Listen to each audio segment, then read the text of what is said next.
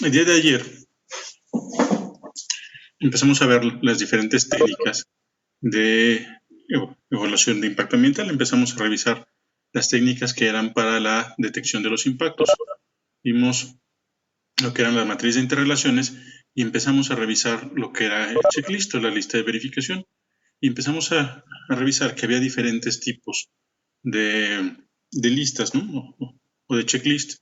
Tenemos unas muy sencillas, que era esta primera que teníamos aquí, que nada más teníamos el listado de las características ambientales y dos columnas para marcar si había o no una interacción entre los elementos del ambiente y los elementos de nuestro proyecto.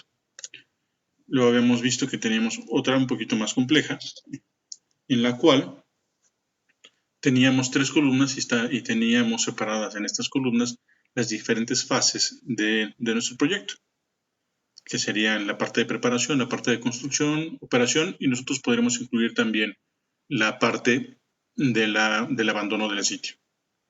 Este checklist es un poco más poderoso que el anterior, porque no solo nos permite distinguir si existen las interacciones, también nos permite ver en qué fase del proyecto están interactuando y podemos ver si las afectaciones se presentan solo al inicio del proyecto o solo al final o durante la operación, ¿no?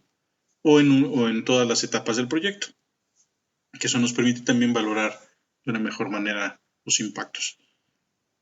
Y tenemos otro ejemplo de checklist en el cual nosotros ya estamos yendo más allá y no solo estamos detectando la presencia de los impactos, sino estamos llegando ya al nivel de identificación y hasta estamos haciendo una pequeña valoración del impacto. Perdón. Si fijan en esta matriz, tenemos, en este checklist tenemos las diferentes actividades que se pueden estar realizando. Tenemos por otro lado, o en otra de las columnas, los tipos de impactos que pueden estarse presentando. Y tenemos también dos columnas, una que dice adverso y otra que dice benéfico. Entonces nosotros al estar revisando en campo o estar revisando documentalmente el proyecto y contrastando la información que hayamos recuperado, tanto de la descripción del sitio como de la descripción del proyecto, pues vamos señalando si la interacción que estamos detectando sería adversa o benéfica y vamos marcando. Entonces aquí ya llega un poquito más allá de la simple detección y de la simple identificación, porque el momento que nosotros estamos señalando que algunos son adversos o son benéficos, ya estamos dando una calificación, estamos calificando el impacto y estamos llegando a una evaluación. En este punto sería nada más una calificación cualitativa, ¿no? Benéfico o adverso. No tanto numérica porque no estamos estimando las magnitudes realmente. Ok. Teníamos después otras técnicas, otro conjunto de técnicas que sirven para la identificación de los impactos ambientales. Si bien las otras que vimos eran más bien para detección, pues también pueden servir para identificación en un momento dado, con ciertos ajustes, como estábamos comentando. Para el caso de estas para el caso de estas técnicas, su función principal es la de identificación de impactos. Y estas son la matriz ad hoc y el dendrograma o diagrama de árbol. Una matriz ad hoc, lo que quiere decir es adecuada o específica para ciertas características, ¿no? Es una matriz que se ha construido con ciertas características en función de cada uno de los proyectos. Aquí tenemos un ejemplo de una matriz ad hoc. ¿Cuál es la característica de esta matriz? ¿O cuál es la característica general de casi todos los métodos matriciales que vamos a estar revisando? Que en las filas nosotros tenemos lo que son los parámetros ambientales o las características del ambiente, y en las columnas vamos a tener siempre las actividades del proyecto o todas las cuestiones que están relacionadas con el desarrollo del proyecto. En este caso, para esta matriz ad hoc, tenemos en las filas los diferentes elementos del medio. Tenemos clima, tenemos vida silvestre, vegetación, las especies que están presentes, características de suelo, cuestiones también sociales como la parte de recreación, tenemos cosas de hidrología como es el drenaje natural, así diferentes elementos, ¿no? Y en la parte del proyecto tenemos más bien los tipos de impactos que pueden estarse presentando. Entonces nosotros estamos marcando que son sin efecto, una interacción sin efecto, los impactos positivos, impactos negativos, que sean efectos adversos o benéficos, que resulte problemático, que sea de corto plazo, de mediano plazo, de largo plazo, es que sea irreversible o irreversible. Si se fijan, aquí ya se están calificando las interacciones que se están presentando. En los otros métodos nada más detectamos la interacción, pero en estos, al momento que nosotros la estamos detectando, ya le estamos dando una calificación y le estamos caracterizando, la estamos clasificando. ¿Sí? Todo esto que está aquí arriba, lo que es positivo, negativo, benéfico, adverso, problemático, corto, mediano y largo plazo, irreversible o reversible, todos estos son calificaciones que tú le das. Es una caracterización que se está asignando. Por eso es que se trata de un método de identificación, porque no solo detecta que hay la interacción, sino que también ya empieza a dar una calificación de por dónde va el impacto. ¿Dudas? ¿Todo bien hasta aquí? Hablen. Bueno, ok. Ya vi que ya me dijeron que sí. Seguimos entonces. Este otro que tenemos aquí es un dendrograma. Ya les había comentado que dendron lo que quiere decir es rama. Entonces, un dendrograma es un diagrama en el cual se va ramificando o se van separando diferentes elementos. De hecho, a lo mejor a primera vista lo podrían ver como si fuera un cuadro sinóptico, ¿no? Tienes un elemento base y de este elemento base se va desprendiendo y se va desprendiendo y desprendiendo diferentes cosas, ¿no? Que son diferentes niveles. Tenemos algunos efectos que son de carácter primario porque están directamente ligados a la acción que generó todo. ¿Sí? Tenemos otros que son de carácter secundario porque se desprenden de efectos primarios. Tenemos otros que son terciarios que se desprenden de los secundarios. Podemos tener cuaternarios, quintenarios, sextenarios, septenarios, si todo lo que quieran, ¿no? Pero regularmente no nos vamos tan lejos, ¿no? Regularmente se evalúan efectos primarios, efectos secundarios y efectos terciarios. Y al último efecto que nosotros estamos evaluando le llamamos efecto terminal, porque es donde estamos cerrando la cadenita, donde estamos cerrando nuestro dendrograma. Aquí en pantalla lo que tenemos es un ejemplo de un método de dendrograma, que también lo pueden ver como método de redes, por cómo se va construyendo, para una actividad agrícola. Y la acción que estamos marcando es movimiento de tierras. Esto también lo podemos utilizar para cuestiones constructivas, porque en cuestiones constructivas también igual se dan los movimientos de tierra, cuando se hacen todos los cortes para aplanar el terreno y ya después hacer la construcción. Entonces vamos a revisar el ejemplo, ¿no? Tenemos por un lado la acción, que es la que vamos a estar evaluando primariamente, que es el movimiento o los cortes de tierra, ¿no? Las nivelaciones. ¿Qué efectos son los primeros que tiene? Bueno, por un lado, aumenta la tasa de erosión. ¿Por qué?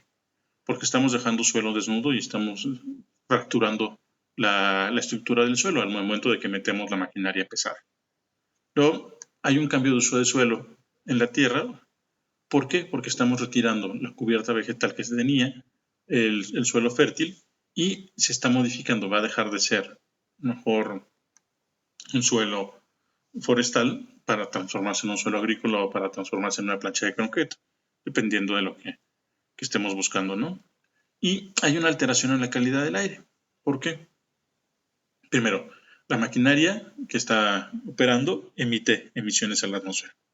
Pero también está por la combustión, porque trabaja con diésel o trabaja con gasolina. Y al momento que está moviéndose también va soltando partículas del suelo y estas partículas del suelo entran en suspensión. Entonces esto también hace que se modifique la calidad del aire. Okay. Tenemos ahora efectos secundarios. Al momento que nosotros aumentamos la tasa de erosión, pues se presentan dos cosas. Se presenta una pérdida de suelo. ¿Por qué? Porque el suelo se va perdiendo, se va degradando, precisamente por la presencia de la erosión. Y también hay una arrastre de sedimentos. ¿Por qué? Porque en el momento que se agrega agua y el suelo no está, no tiene una estructura buena, no están unidas sus diferentes partículas, estas son arrastradas, ¿no? Y van avanzando. Para el caso del cambio de uso de suelo tenemos la generación de empleo, que este también es un efecto, aunque en este caso es un efecto positivo. ¿Por qué? Porque se está empleando a la gente y están teniendo un trabajo y tendrán en un momento dado recursos económicos, ¿no?, que se les darán. Y la alteración de la calidad del aire pues, se da por las partículas en suspensión, que es lo que tendríamos. Como efectos terminales asociados a la pérdida de suelo, tenemos la pérdida de la capacidad de infiltración del suelo, ya no va a estar entrando el agua y no va a permear hacia los mantos. Aumenta la turbidez de algún cuerpo de agua que esté cercano. La turbidez es qué tan opaco se ve el agua, ¿no? La cantidad de solutos que tenemos en el agua, que lo hace más o menos transparente, ¿no? La pérdida de la capacidad de retención de humedad. ¿Por qué? Porque el agua en el suelo se mantiene gracias a las partículitas que tiene, que se absorbe el agua y ahí queda atrapada. Si no tenemos este suelo, pues es imposible que se pueda, ¿cómo se llama?, retener humedad. Perdón. Y hay una pérdida de fertilidad también. Nuevamente, si no hay suelo, pues no hay forma de que las plantas crezcan, porque se va todo el espacio donde están los nutrientes, donde está la propia agua y donde se pueden desarrollar ¿cómo se llama?, las raíces. En la parte de los sedimentos, pues tenemos una disminución del rendimiento del terreno.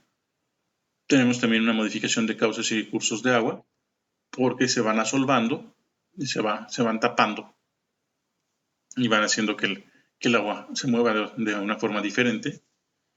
Y se pueden presentar inundaciones. ¿Por qué? Pues al momento que los cauces están bloqueados, empieza a disminuirse la capacidad hidráulica de los cauces. Esto de capacidad hidráulica es la cantidad de agua que pueden estar llevando.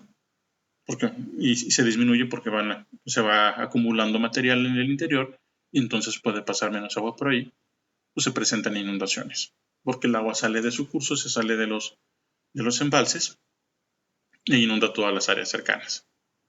Y este arrastre de sedimentos también puede aumentar la turbidez. ¿Por qué? Porque es material particulado que a fin de cuentas va a quedar en suspensión en los cuerpos de agua. En la parte de la generación de empleo, les decía que esta evaluación estaba enfocada a cuestiones agrícolas.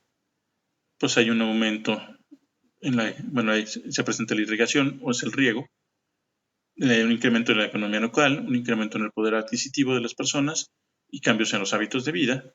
¿Por qué? Pues porque ya tienen más dinero, ¿no? Tienen dinero y pueden gastarlo, pueden consumir algunas cosas. Y como efecto terminal de la alteración de la calidad del aire y de la presencia de partículas en suspensión, pues podemos tener la generación de enfermedades. Generación de enfermedades tanto de vías aéreas, diferentes problemas respiratorios, como algunas dermatitis y conjuntivitis también, que pueden ser las partículas que llegan a los ojos o que llegan a la piel y la irritan. Ok. ¿Alguna duda sobre el método del dendrograma, cómo funciona y qué es más o menos lo que se vería con él. Sí, ¿pueden ser ¿Cuál? efectos positivos y negativos o solo negativos o algo Son así? los dos, tanto positivos como negativos. En la evaluación de impacto ambiental, tú detectas todos los impactos, ¿sí? Entonces puedes tener positivos y negativos. Ya a la hora que tú los vas relacionando, entonces ya señala si es positivo o si es negativo.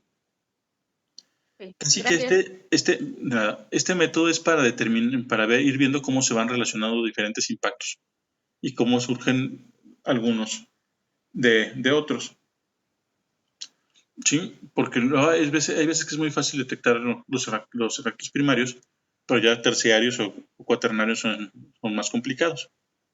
Pero te va ligando, ¿no? Te va diciendo, mira, este viene desde acá. Entonces, si yo controlo una causa a nivel primario, voy a eliminar también el secundario y el terciario, como para ir viendo por dónde es donde debes de estar atacando para mitigar. ¿Sí? Gracias. Ok, entonces seguimos.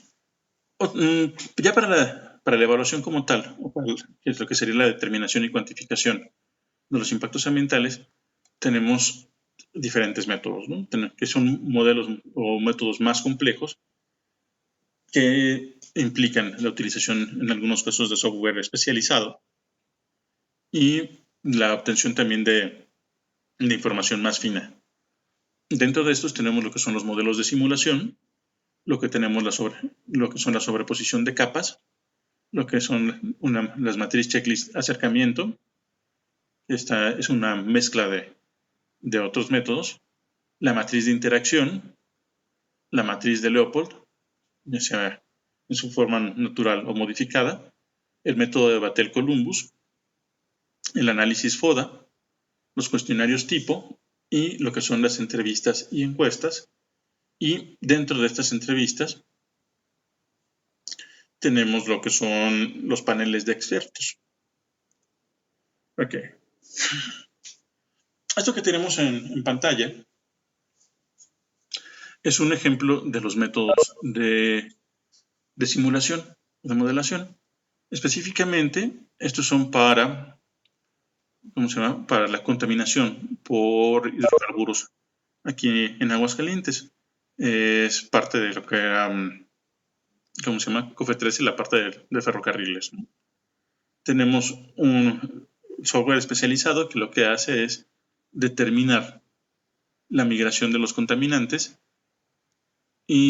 o se puede modelar también, sin hacer mediciones específicas, cómo irían moviéndose, qué tanto se desplazarían en un plano horizontal o qué tanto se desplazarían en un plano vertical. Y de esa forma podríamos saber exactamente, tener una idea de cómo se presenta esto, ¿no? Tenemos unos mapas de temperatura. Se les llama mapa de temperatura, aunque en realidad no están midiendo temperatura. Se llaman así por la coloración que presentan. Tenemos en los tonos más rojizos todas las mayores concentraciones y en los tonos más claros, que tienden hacia los azules, pasando por amarillo y verde, los que son que tienen menos concentración, ¿no? O que son más ligeros. Ok. Bueno, esto sería lo que tenemos aquí en la parte de arriba. En esta parte de acá abajo, lo que tenemos es cómo está, ¿cómo se llama? La penetración del terreno y del agua, me parece que es. Es la infiltración que se está presentando, que es lo que tenemos acá. Y este otro es nada más un topográfico. Tenemos donde se encontrarían las principales elevaciones, donde están las elevaciones más bajas, ¿no? Esta parte que tenemos acá, la parte de San José, sería San José de Gracia, por ahí, que sería la parte de Sierra Fría, ¿no? Esto es parte de Tepesalá, de Asientos. Esto quedaría en la parte de Jesús María, más o menos. Bueno, entonces, esta parte de la simulación, lo que nosotros haríamos es utilizar algún modelo matemático para ver qué pasaría con algún elemento en particular que nos interesara. Que pudiera ser a lo mejor algún derrame de combustible o alguna pluma o de contaminantes, o, ¿cómo se llama? También podría ser emisiones de ruido o descargas de aguas negras, ¿no? No sé si en la parte de calidad del aire vieron los modelos gaussianos de dispersión.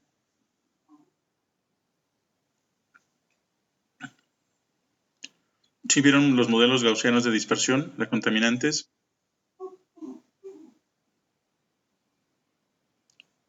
Contesten.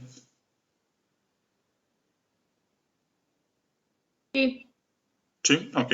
Bueno, esos modelos que vieron, eso les pueden servir aquí. Sí podrían generar un modelo de distribución o de dispersión de los contaminantes, y en función de eso ya podrían ver hasta dónde se presentarían los impactos. ¿Sí? En esta no nos vamos a detener mucho en estos los modelos de simulación, porque pues, necesitarías un modelo específico para cada cosa que quieras estar evaluando, ¿no? Entonces nomás los mencionamos así en general. Otra de las técnicas es la sobreposición de capas. Y esta sobreposición de capas lo que hace es estar revisando diferentes elementos espaciales y ver cómo se interaccionan. Originalmente esta sobreposición de capas se hacía en físico.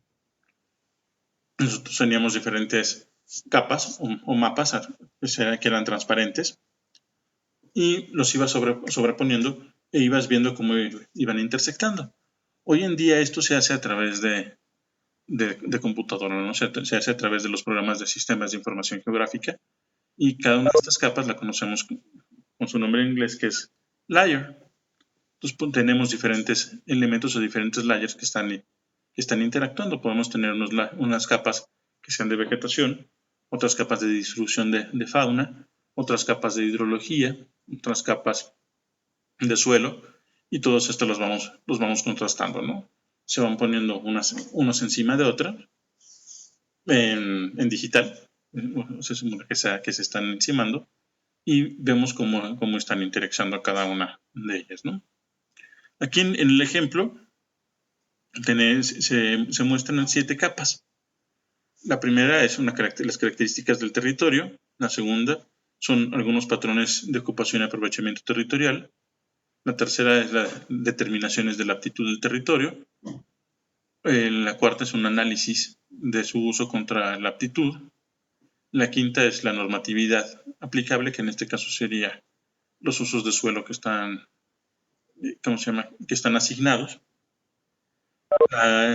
La 6 es una perspectiva al desarrollo de algunos escenarios a futuro. Y en el 7 tenemos algunas medidas de prevención, control, corrección y reversión y consolidación.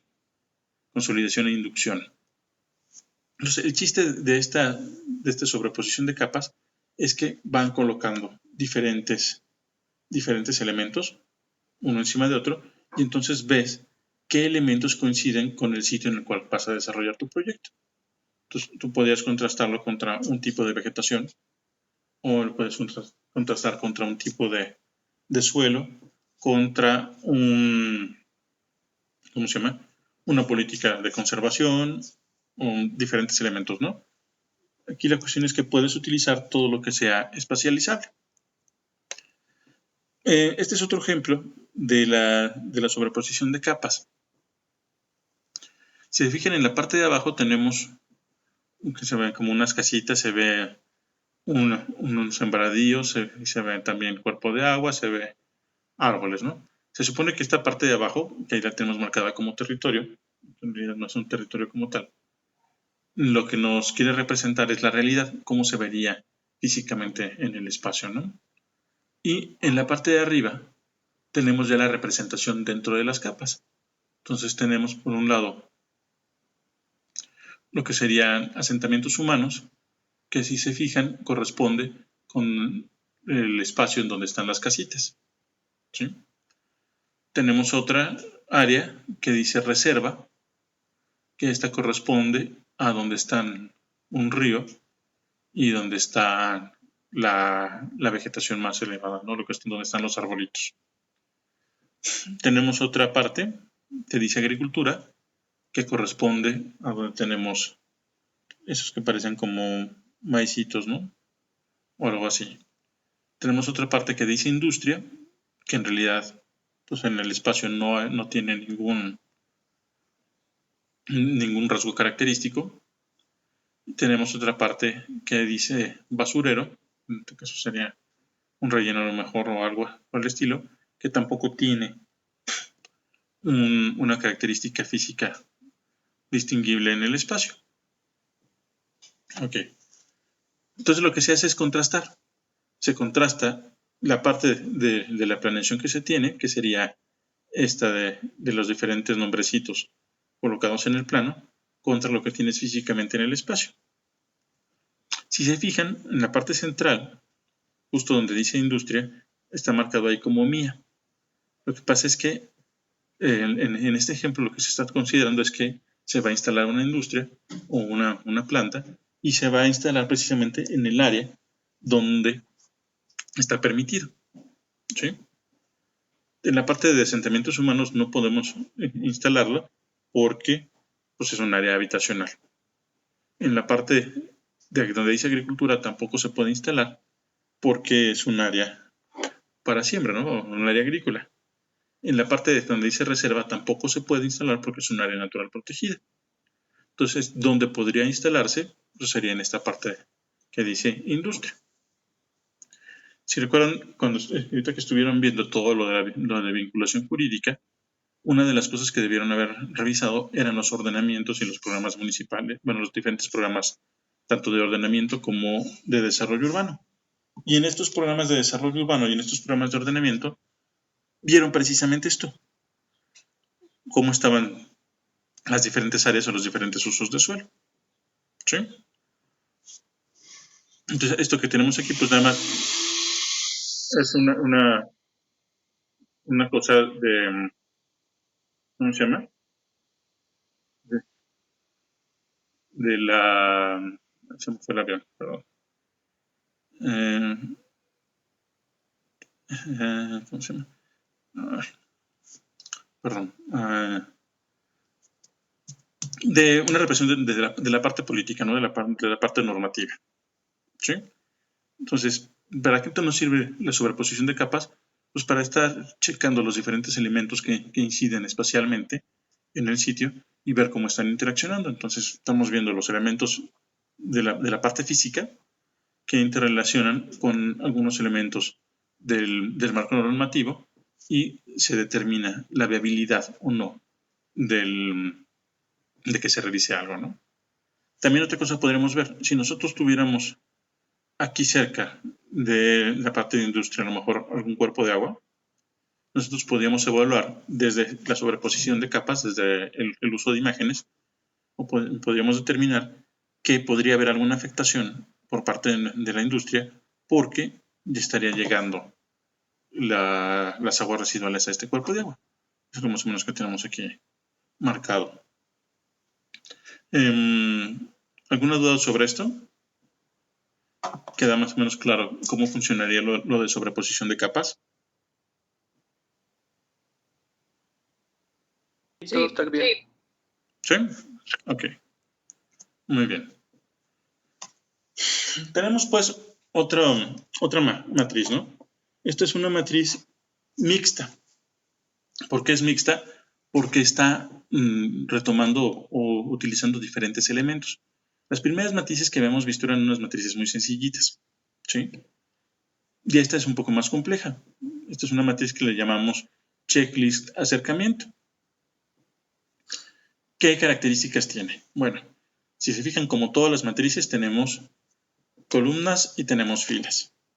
En la parte de las filas, como ya habíamos mencionado, tenemos lo que son todos los elementos del espacio físico, todos los elementos del sistema ambiental. ¿Sí? Aquí los tenemos agrupados por tipo. ¿Sí? Tenemos lo que es el clima, tenemos lo que son los suelos, tenemos lo que es la hidrología superficial, tenemos lo que es hidrología subterránea, fauna, vegetación, usos de suelo, servicios públicos y aparte una cuestión escénica, ¿no? Que es esto de lo de las vistas. Y en la parte de las columnas tenemos algunas acciones potencialmente impactables. Esto nosotros podemos estar jugando y podemos ir cambiando las diferentes cosas, ¿no? En particular para esta, se consideraron dos grandes grupos de cosas o de elementos, que es por un lado el periodo de acción, el periodo en el cual se estaría presentando, y lo que serían los efectos que podrían tener de acciones potencialmente impactables, que son las que tenemos aquí, ¿no? ¿Cuáles se están considerando? Reubicación de viviendas, reubicación de negocios, demolición de construcciones, nuevos edificios, nuevas viviendas, comercios, estacionamientos, elementos históricos y restauración vial. Aquí en esta parte, ustedes pueden poner lo que ustedes consideren, ¿sí? Pero que esté ligado al proyecto que están desarrollando, ¿sí?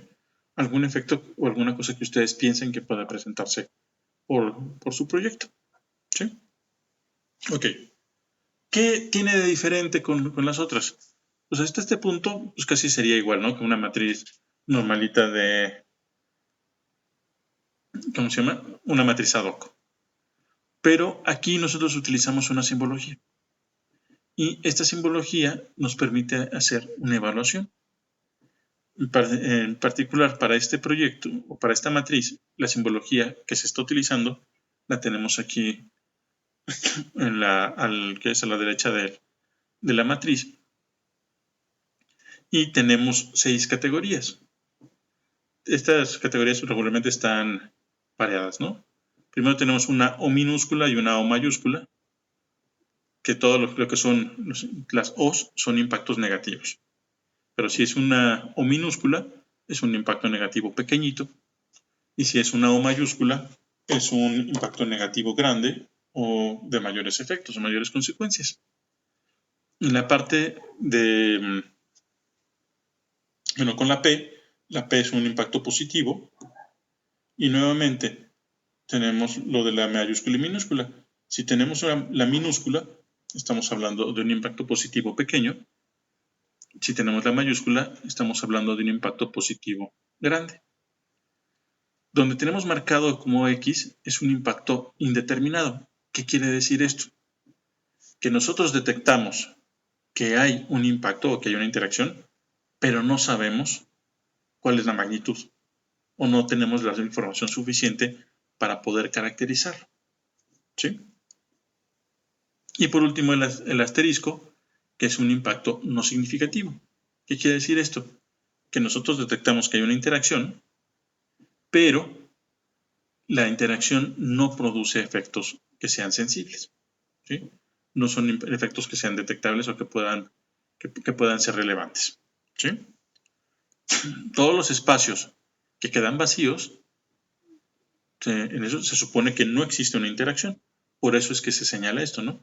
Para hacer referencia a que sí hay una interacción, pero la interacción no vale la pena, como se ponerle mucha atención, ¿no? No tiene mayores consecuencias. Aquí tenemos otra, perdón, ¿alguna duda sobre esto?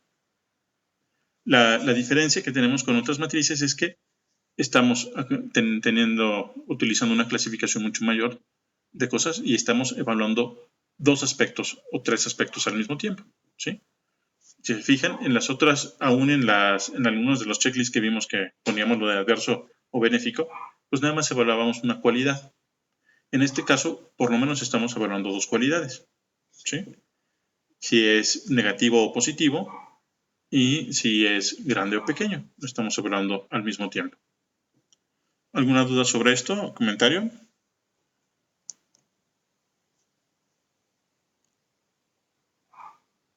¿Ninguna? No. ¿No? Ok, entonces seguimos pues. Otra de las matrices que tenemos es la matriz de interacción. ¿Sí? Nuevamente, como es un método matricial, tenemos las filas y columnas. Dentro de las filas tenemos lo que son los elementos físicos son los elementos del ambiente, del sistema ambiental, y dentro de las columnas tenemos los diferentes elementos del proyecto, ¿no? Aunque en este caso en particular, lo que nosotros estamos marcando o que estamos poniendo en las columnas son los diferentes tipos de impacto ambientales que se pueden estar presentando. ¿Y cuáles son los tipos que se están considerando en este caso? Pues modificación del hábitat, alteración de drenaje pluvial, la pavimentación de superficies, la generación de ruidos y vibraciones, todos los elementos de urbanización, elementos de control de la oración, afectaciones a paisaje, aumento de flujo vehicular, creación de áreas verdes, alteración de cuerpos de aguas, comercio. Todas estas ustedes las colocan, ¿no? Nuevamente, les repito, en la parte de evaluación de impacto ambiental, pues mucho depende de lo que ¿cómo se llama? El evaluador determina, ¿no? Y él es el que va seleccionando qué es lo que va poniendo. Nada más justifica el por qué pone una cosa o por qué pone otra cosa. Y si se fijan, tenemos aquí también una simbología que nos permite hacer evaluación. Esa es la característica de todos estos métodos que sean para evaluación, que permiten hacer una clasificación y permiten hacer una calificación de las interacciones. Si nosotros nada más lo dejáramos con el marcar cada una de las casillas o cada una de las intersecciones, pues nada más estaríamos llegando al nivel de detección, no estaríamos llegando al nivel de identificación. Pero al momento que estamos calificando, pues entonces ya llegamos a evaluación.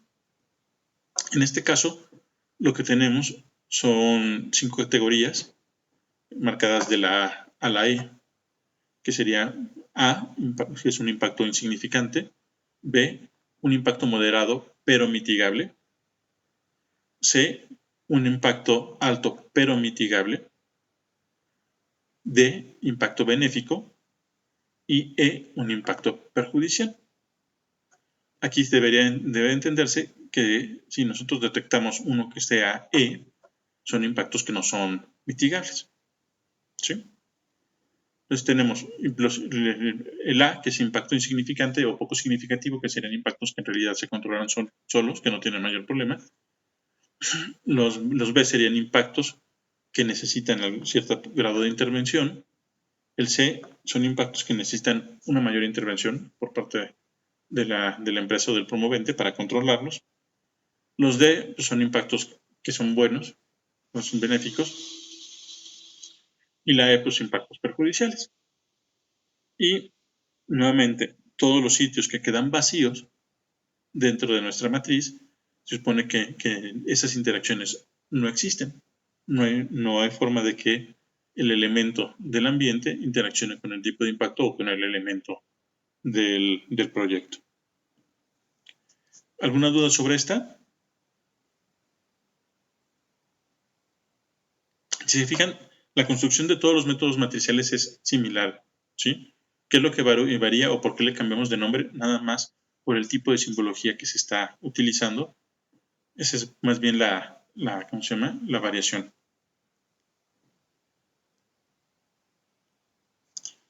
¿Dudas?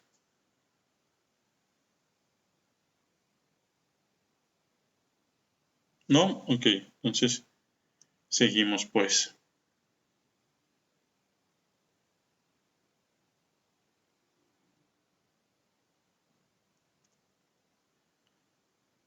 Esta otra que tenemos es una matriz de ponderación. ¿Qué es una matriz de ponderación? Bueno, nuevamente es un método matricial, tenemos igual columnas y filas. Y en este caso lo que nosotros estamos haciendo es darle un peso a cada uno de los elementos. ¿Sí? Al momento que nosotros estamos dando un peso a los elementos, estamos haciendo una diferenciación y estamos viendo cuáles son los que tienen mayor relevancia o mayor importancia y cuáles tienen menos. ¿Sí? Como nosotros estamos asignando pesos diferenciales o valores diferenciales a cada uno, por eso es que estamos ponderando. ¿Sí? Ok. ¿Qué es lo que se pondera en esta matriz? Estamos ponderando la magnitud del impacto. Tenemos impactos que son leves, que aquí está marcado como poco impacto, o impactos de nivel medio, impactos de nivel alto. ¿Sí? Pero aparte de esta clasificación, también tenemos una numérica que sería 1, 2, 3, 4 y 5 por el nivel de intensidad. 1 es el más leve, 5 es el más alto. Y estos valores son unos valores numéricos que te van a permitir determinar la intensidad de cada uno de ellos. Si se fijan, tenemos en esta parte los diferentes elementos, ¿no? Y a cada uno de los elementos se les va asignando un valor. Tenemos la parte de requerimientos de parques. Se considera que la magnitud del impacto es intermedia entre poco y medio, y entonces se marca dónde está el 2. Al final de cuentas nos da 2 puntos, ¿no? Para generación de escuelas, en su nivel medio es un 3, nos da los 3 puntos. Ya sé, esto no sé por qué se movió. Y así sucesivamente. Y lo que hacemos después es sumar toda la puntuación que tenemos, ¿sí?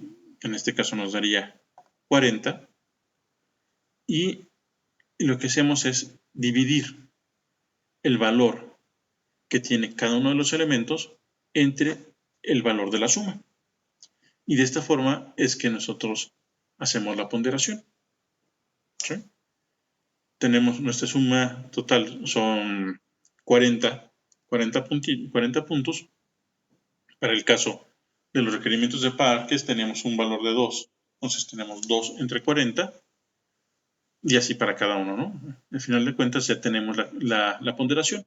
Si nosotros observamos esta matriz, nosotros podemos ver que los impactos que van a tener una mayor relevancia pues son los impactos que tienen mayores pesos, ¿no? Que sería la parte de la policía, que está relacionada con cuestiones de seguridad, la generación de empleos, la descarga de aguas residuales y el consumo de agua. Aquí tendemos también unos impactos que son positivos y otros que son negativos, ¿no? La parte de la descarga de aguas residuales y la parte del consumo de agua son impactos negativos, pero la generación de empleos y la presencia policial serían impactos positivos. Queda claro cómo está la parte de la matriz de ponderación. Lo único que haces es asignar valores de unos ya valores numéricos y haces una repartición de estos valores entre los diferentes elementos del ambiente que vas a estar evaluando, y de esta manera determinas cuáles son los que tienen un mayor peso, que tienen una mayor importancia y que deben de ser tratados con mayor cuidado. ¿Alguna duda sobre esto o comentario?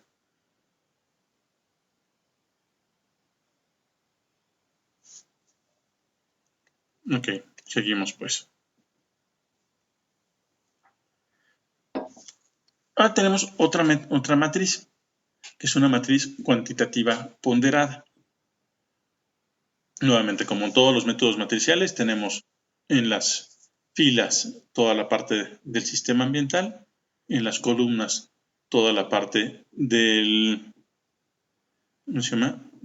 proyecto, ¿no? O de las afectaciones que pueden estarse presentando. Pero si se fijan, aquí tenemos unos numeritos que están dentro de cada una de las casillas, ¿sí? Tenemos un número que está afuera de la casilla y otro que está adentro. El número que tenemos afuera de la casilla, hay algunos que son positivos y otros que son negativos. Este signo, de menos o más, nos indica si el impacto es un impacto benéfico o un impacto adverso, si es negativo o si es positivo. El número que le sigue al signo nos indica el nivel más bien, si es un impacto leve, moderado o grande. Y el número que está entre paréntesis, que ahí es donde viene la parte ya de la ponderación, es la importancia relativa que tendría el impacto dentro de nuestra evaluación. ¿Sí? Si se fijan, aquí tenemos diferentes combinaciones, ¿no? Tenemos algunos muy leves, como es el peligro de extinción de especies, que pudieran darse por la alteración del drenaje pluvial, que en realidad pues, no hay ninguna interacción casi, ¿no?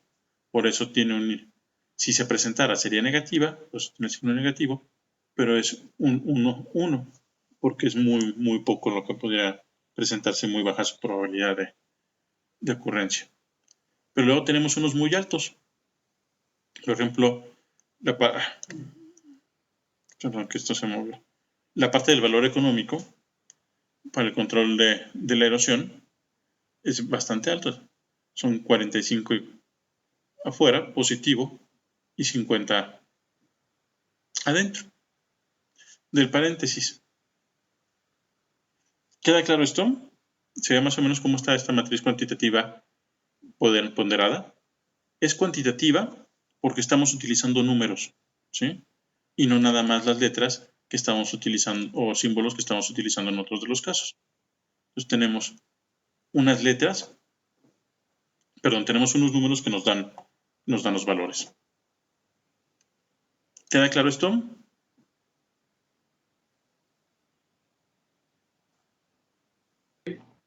¿Sí? Ok. Hasta aquí le vamos a dejar. Les digo que originalmente nada más se había pensado en 3 días, pero como todavía nos faltan revisar algunos de los métodos, entonces, de los métodos y técnicas, entonces mañana también vamos a tenerlo. ¿A qué hora se les hace más cómodo? Pues ahora, a esta hora. ¿Seguimos en esta misma hora? Bueno, es que en lo personal sí, pero hay otras personas que a la siguiente hora tienen clase, entonces, no sé. La cosa es que no se les empalme ahorita. Yo no puedo de 9 a 10. Pero por eso a mí ahorita de 8 a 9 a mí me vendría perfecto. Sí, ¿Sí? igual que vean la clase así como le han estado haciendo a los que se les empalma. Ok. Muy bien. Por lo menos los Sí. 9 que están ahorita, bueno, los 8 que están apuntados sí estarían mañana a esta hora. Sí. Sí, profesor. Ok. Entonces al rato genero el nuevo, ¿cómo se llama? La nueva reunión, porque nada más tenía programadas estas 3. Y nos vemos mañana entonces. Vayan checando y a lo mejor repasen lo comentado y si tienen alguna duda, pues me la hacen saber por el WhatsApp, ¿no? Sí. Sale. Entonces Pues, nos vemos mañana, pues. Estén bien. igual hasta luego, bye.